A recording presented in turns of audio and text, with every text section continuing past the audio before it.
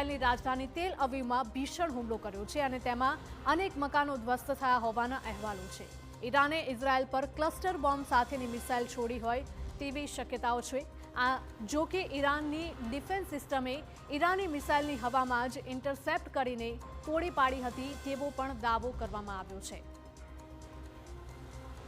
તો વિશ્વનું લગભગ 20% તેલ અહીંથી જ પસાર થાય છે અને તેને લઈને વિશ્વના અનેક દેશોને મુશ્કેલી પણ પડી શકે છે. આ સાથે જ ફારસની ખાડીમાં ઈરાની તટથી 33 કિલોમીટર દૂર છે. તો હોર્મુઝની સ્ટ્રેટની ખૂબ જ નજીક હોવાનું માનવામાં આવે છે અને તેના કારણે અનેક દેશોને તેની માઠી અસર થઈ શકે છે. તો વિશ્વના સૌથી મહત્વપૂર્ણ દરિયાઈ તેલ માર્ગો પૈકીનો આ એક માનવામાં આવે છે. એટલે કે આ જ માર્ગ પરથી એક સાથે અનેક દેશો સુધી ક્રૂડ ઓઇલ પહોંચાડવામાં આવે છે. તો ઈરાનના 30% ક્રૂડની નિકાસ ખાર્ગ ટાપુ ઉપરથી થાય છે. તેના કારણે આ ટાપુ ખૂબ જ મહત્વ ધરાવે છે વૈશ્વિક દ્રષ્ટિએ પણ.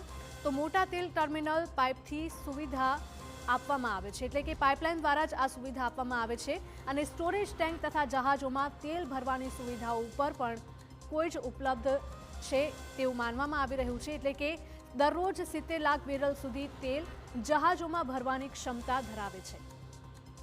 તો આ સાથે જે પ્રકારે ઈરાન, ઇઝરાયલ અને અમેરિકા વચ્ચે આ યુદ્ધ છે તેની તણાવપૂર્ણ સ્થિતિ જેનો સામનો આખા વિશ્વએ કરવો પડી રહ્યો છે. અનેક દેશો પણ તેની સામે ઝઝૂમી રહ્યા છે.